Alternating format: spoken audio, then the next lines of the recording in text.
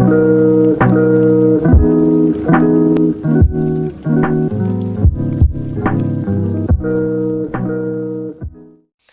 guys, how's it going, Russian? Welcome back to episode of Cards and Castles TV commentary. We've got some great matches lined up for you in this episode. So without further ado, let's go ahead and jump right in to match number 1.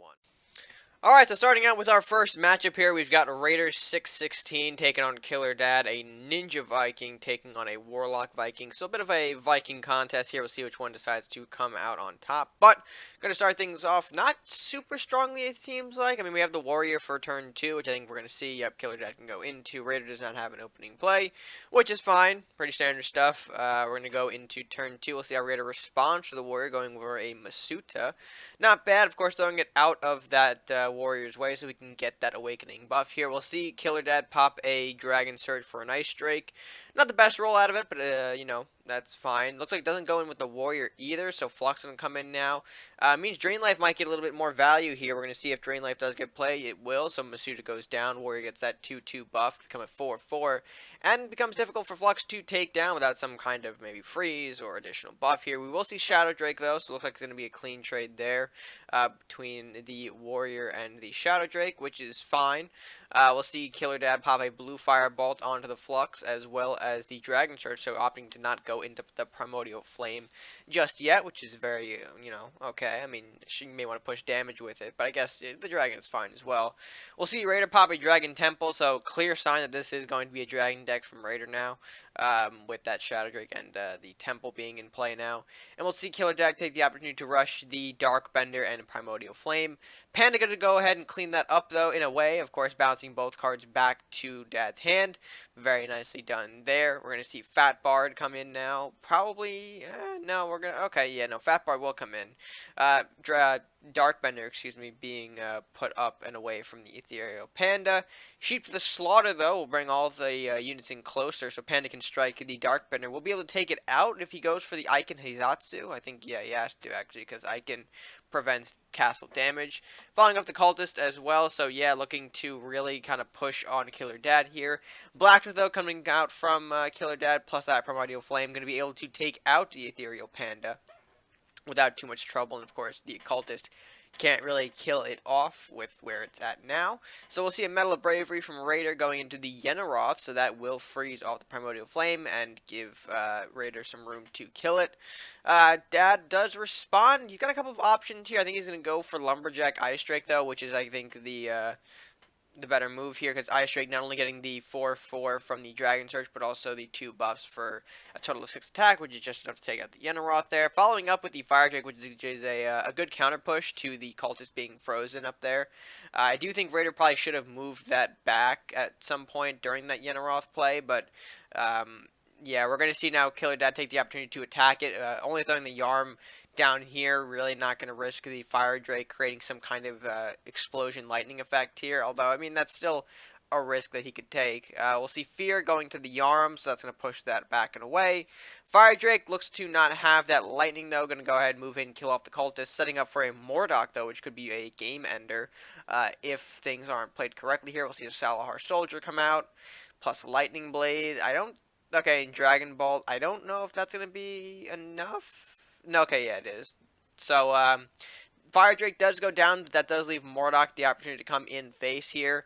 We'll see killerdad draw into an Armory. I think that's going to be the game ender with how much math is on the board here. Mordok hits for 7, and then, yeah, Wraith comes in for 6. So that is going to end the game. Killerdad taking the victory here. Pretty straightforward match, nothing too crazy going on, but I will say it was a good one nonetheless. Of course, we're seeing a little bit more of dragons pop up recently with that Ninja Viking variant. However, I don't really know what killerdad decided to run there. It seems like a combination of things there. We saw Dragon Surge, Primordial Flame, you know, the Mordocs, the Dragon Searches. There's a lot going on in the deck, so I can't really piece together what he was running. Maybe just some kind of good stuff that he's got. But, again, solid matchup, solid way to start this episode, nothing too crazy. So, with that being said, let's go ahead and jump into match number 2 and see what that match has in store for us. Alright, and match number 2 is going to see mrberserker take on Gimcraic. I hope I pronounced that right. So, a Warlock Crusader taking on a Pirate Warlock. I'll see what both of these guys have to offer here. Looks like Gim might go with something along the lines of Undead. I'm seeing Keeper, but that's really all about it that I can piece together. Zerker going to start off with a Salahar Rider, it looks like, for turn 1. Gim has no response, seeing as how the earliest card is Connor. He could have Witch Bolted, but that's a big waste of the Witch Bolt. Instead, going for the Southport Captain here, going to go ahead and kill off the Rider, see if Rider makes a trade with his last will. Looks like that's not going to be the case, so of course, Zerker has a little bit of a disadvantage with that Southport being left on the board. Gonna opt for a Flamestorm removal to clean it up. So, okay, so Berserker's deck might be focused on just, damage to castles here. No interaction, maybe. Not so sure. We're gonna see Gim respond, though, with a Big Keeper. Blue Firebolt going down to meet that. Following up with a Medal of Bravery into a Disintegrate. So, possibly some kind of no interaction deck here, seeing as how we just burned away that Keeper the Doorway with some resources from our hand. So, interesting. We'll see how that fares off against what might be Undead Ramp here. I mean, Shaman comes out. We're going to see a much more gold gain here with Southport and Con Artist. Daggerstorm hits the board, so that's going to be a great way to take out the Vampire, or at least neutralize it for the time being. Southport, no reason to push up the Shaman, since that would give Vampire some food to survive past the Daggerstorm. So, good on Gim to hold that back. We'll see Berserker, though, go into Disintegrate, following up with the Flame Shield, so it's going to at least survive this next turn, which is fair. We'll see the Fear go into place, though, so that will push back the Vampire, following up the Shaman hit to face. I don't exactly agree with that play, per se, unless he's got something to deal with it. Shaman going into, okay, another Daggerstorm.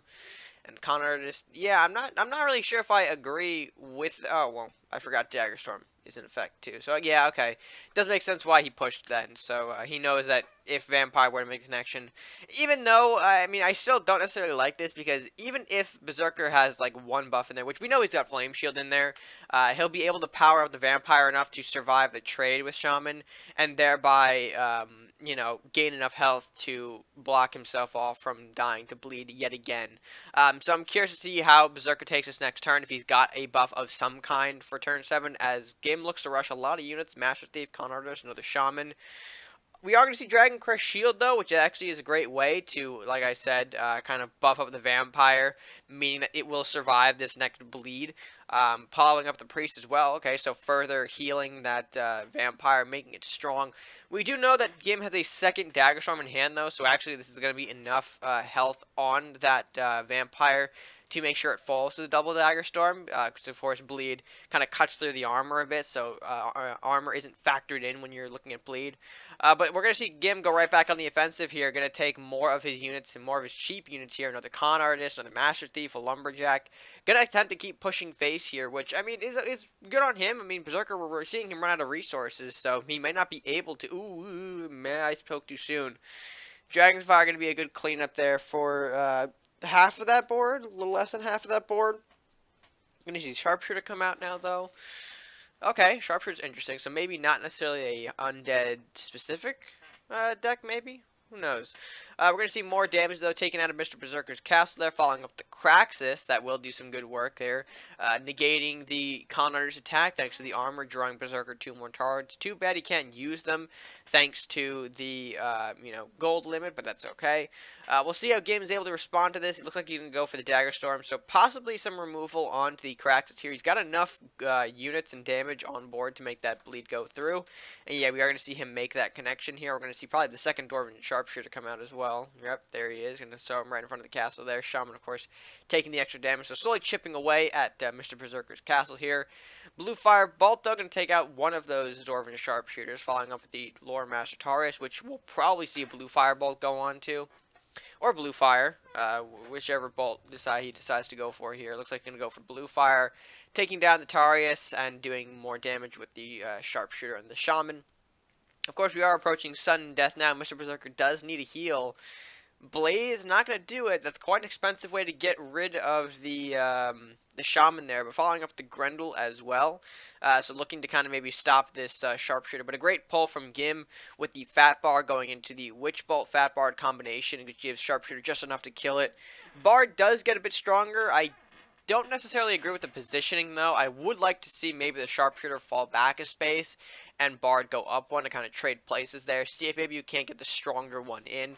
But we'll see how Mr. Berserker responds to this. Going for the Blaze. Okay, so does weaken these units here, following up the Flame Storm. Does put him at risk, and of course, he's not able to kill Bard, so if he actually did place Bard up here, we might have been able to see Gim take the win there, but we'll see him go into his sudden death draw right now, which isn't really going to matter. Considering sudden death is active, next turn Berserker takes that 1 point of damage from sudden death, and Gim takes the win. So very nicely done, going up against what possibly might have been a no interaction deck. I'm not entirely sure on that front. I mean, we did see Vampire, Dragon Crest, some things that aren't necessarily, or Grendel for that matter as well, some things that don't necessarily fit well into the no interaction, but we saw Gim take the win anyway. Maybe not with his undead portion of the deck, but we definitely saw a lot of cheap units, gold gain, all that stuff. I mean, Shaman, Connor, just Southport, things of that nature, so I'm kind of curious to see maybe what he was hiding in the deck. But with that being said, a great match nonetheless, and congrats to Gimcraic for the win here. So let's go ahead and move into match number 3 now and see what kind of match we'll find for our closer in this episode. Alright folks, and for our final match, it is going to be Beastly taking on, and I'm going to pronounce this horribly wrong, but the Forlu? If that's even right.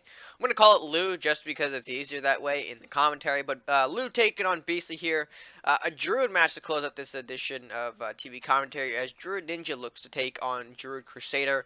We'll see which one of these decks pulls out a victory. I'm going to start things off on Beastly's side here. It looks like he's going to go for the Salahar Rider to open things up. Alright, that's fair. We'll see if Lou has any response to that. Look like he does have the Lumberjack. Okay, so no little blessing shenanigans for Beastly early on, which is unfortunate. But looks like, okay, he's still going to go for it, though. Be a blessing onto the Salahar Rider. Going to make the connection with the Lumberjack there. I'm not sure if that was worth taking, but, you know, we'll see if that pays off. Cultist in the back for Lou. Okay, you do see a Bestial Rage, which would have been effective if Beastly had that extra movement. We do know Blessing does cut off the movement, so Cultist is kind of protected by that fact. And we'll see a shifting technique on that Cultist to connect with the Salahar Rider. Dissipate pulled from the shifting technique, which actually does get used to bounce the Fat Bard, which does actually lead to Rider losing that 1 more point of health. So very nice interaction awareness from Lou there to kind of clean up this board a little bit. Beastly does still have the Fat Bard, but a little unfortunate for him in that instance. We'll see how he decides to take his next play. We know that he can't really play Bard and Priest this turn, so looking to opt to just go with the Priest. Going to heal up his castle a little bit there. We'll see Lou respond with a Wizard. This can get dangerous for Lou, because of course you do notice the Fat Bard Bestial Rage combination in Beastly's hand. That will be enough to take out things like Wizard and the Cultist if he wants to do so, hitting off a castle and going to take down a unit here. We are going to see Beastmaster get played. Unfortunately, no companions for Beastly to make that kind of connection with the Beastmaster. We do see, though, Priest and Fat Bard coming down again. Loremaster going to go ahead and collect a Bestial Rage, so that's going to do some work here. Going to take out one of the wolves. Unfortunately, not strong enough to take down that second wolf, considering that, you know, the last Will of Wolf buffs the other one. A little unfortunate, but that's okay. We're going to see a Dissipate from Luke, kind of bounce back that Tarius. Unfortunate, so we do know that Dissipate is in the main deck of Lou now. We'll see how Beastly's able to kind of respond to that after facing a Bear Hog play. So we'll see how the Bear Hog decides to work here. Bear Hog going to go chip away at the castle a bit and move around. And he's starting to build up a range, is Lou here on his side. We do see a second Cultist, followed by some Wizard movement, so creating a line of range, it looks like. Beastly instead going to go for the Blacksmith. He's got the Tarius plus Rampage again, so that's going to go ahead and take out the Wolf and Bear Hog here. Salahar Rider coming up as well. Not going to push in yet. Of course, he doesn't have really the manpower, I think, to do so yet, or the strength to do so yet. Dissipate, gonna bounce back the Loremaster for a second time, so a second loss of Bestial Rage there for Beastly, a little unfortunate. But we'll see Tarius come out back again, followed up by the Flying Book, so gonna get a lot of draw incoming for his next turn, unless Lou has a way to stop it. Nope, we're going to see a wizard come out. Beastmaster going to go ahead and reposition itself. Going to go actually be able to trade with the Salahar Rider. We'll see if Beastly decides to take that. Maybe if he can't snipe off one of these cultists here. Or snipe off the cultist with that last will. Instead gets the other one. Unfortunate. But looks like we are going to start pushing a little bit further now. Spiny going to go ahead, kill off the shifting technique cultist. Another rider makes his appearance, and yeah, we're going to see a lot of pushing here. A lot of cheap units going to come in from BC now, making the push, which is kind of what you want to do against range units, because of course they only have so much power that they can dish out, especially since some of these units can actually survive initial trades here. I mean, 4 health on some of these units is going to survive past the wizards and cultists, but we'll see how Lou responds. Do see the Mana Core and Bestial Rage combination, which actually does mean this wizard up top, I think, is going to get the buff, right? And he will get the 4/5. Yep, okay, so top wizard is at the 4/5. Looks like Books is going to go down. The Spiny going to take a little bit of damage there. Centaur coming out. Okay, this is a lot of interaction here. Cult is going to go ahead and take out the Spiny. That Rampage Wizard is going to take out the Rider. I imagine Centaur going to have to go for the priest down there. Metal Bravery going to bring out a second Mana Core.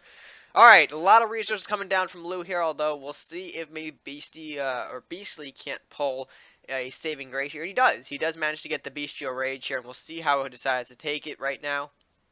Bestial Rage, he's got to go on the